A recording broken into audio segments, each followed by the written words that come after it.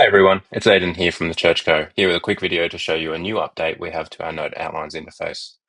In our latest release, you can choose whether you want your paragraph and heading elements to be editable, make a fill-in-the-blank field within a non-editable element, as well as add the new open text element, which is like a lined block for users to add extended notes. So as you can see on this page here, we have a mix of some elements that can be interacted with, such as editable paragraphs like we have here,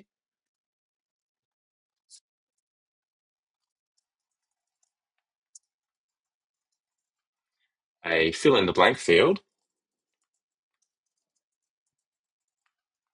and an open text area for additional notes.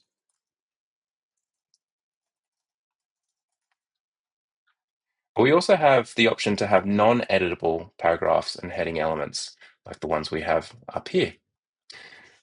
Let's take a quick look at these tools in the new Note Outline editing interface.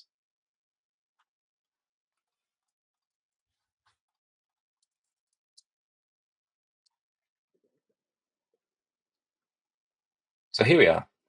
So firstly, when selecting content in your paragraphs and your headings, you'll notice a new button here that is used to toggle between whether the paragraph or heading element is locked or it's enabled for editing for your users.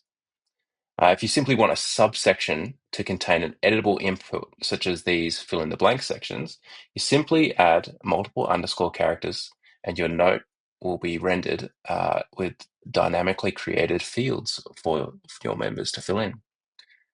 Finally, we have a new element. If we go down the bottom here, we open up our select an element window. We can select this new button here called Open Text. Now, I'm not going to do that because I've got a few here already. But hovering over this new element will give you the new toolbar to edit how many rows that you want to include on that open text field. Thanks for joining me on this one. I hope you enjoyed this short video. I hope you benefit from this. I look forward to hearing from you on this update. I'll see you in the next one.